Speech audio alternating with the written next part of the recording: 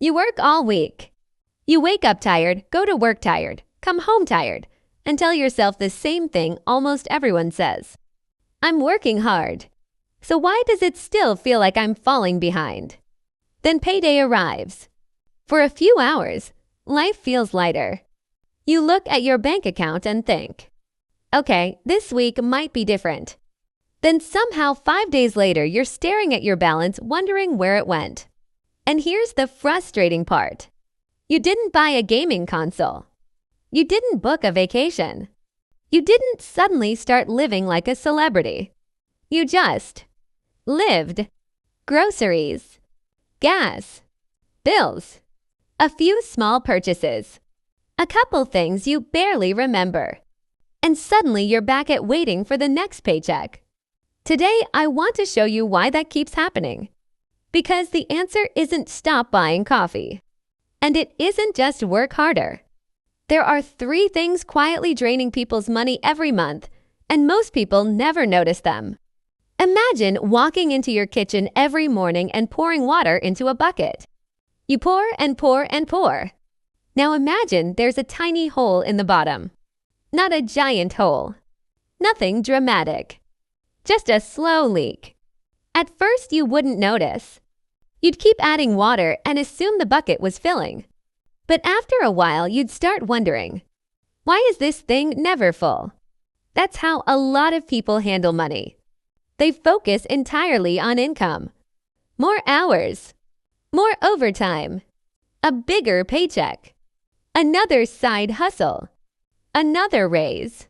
More water. But nobody checks the bucket. Because money rarely disappears in giant movie moments. It disappears in tiny invisible moments. An app renews. A subscription you forgot about charges you. Food delivery turns a $15 meal into $28. You grab something online because it feels easier. You say, it's only $10. Then later, it's only $15. Then, it's only $20.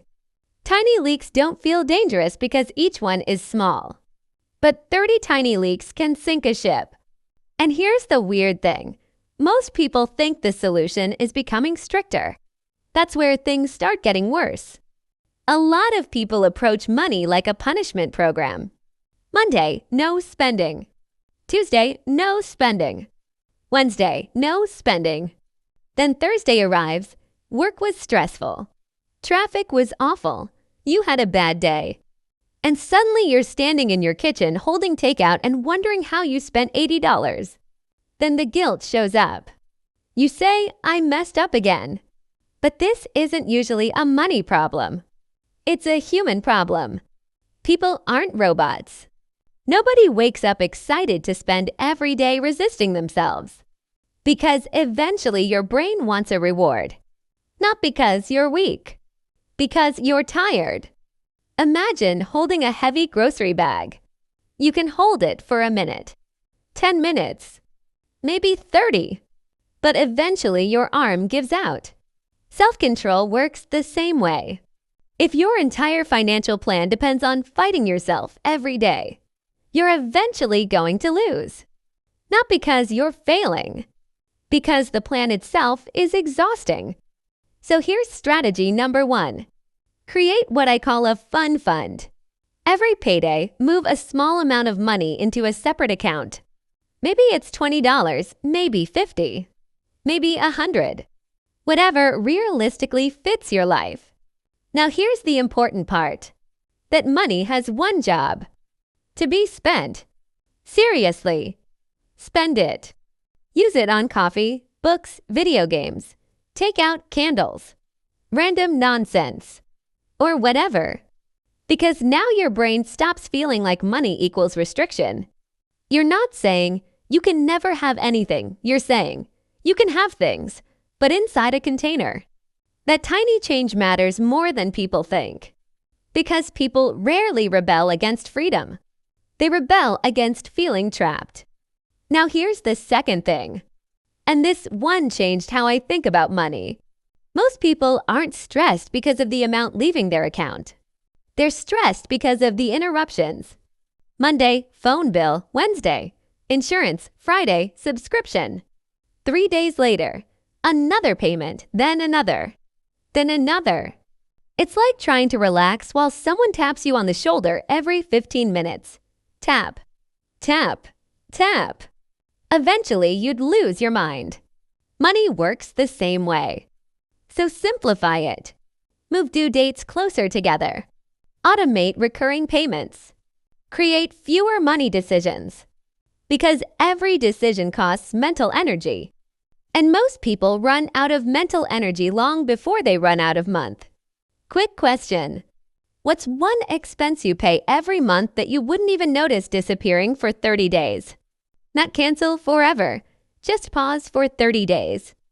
Now here's the third thing. And this might be the biggest one. People buy things for to completely different reasons. Sometimes they buy things because they enjoy them. But sometimes they buy things because of the story attached to them. The nicer car, the upgraded phone, the expensive brand, the apartment that's slightly out of budget. Sometimes we're buying the feeling, not the thing. We're buying, I want to feel successful. I want to feel like I'm keeping up. I want to feel like I'm doing okay. The problem is feelings have subscriptions too. Because once a feeling becomes normal, you need another upgrade, then another, then another. And suddenly you're paying monthly for a version of yourself you're trying to maintain. So here's something simple.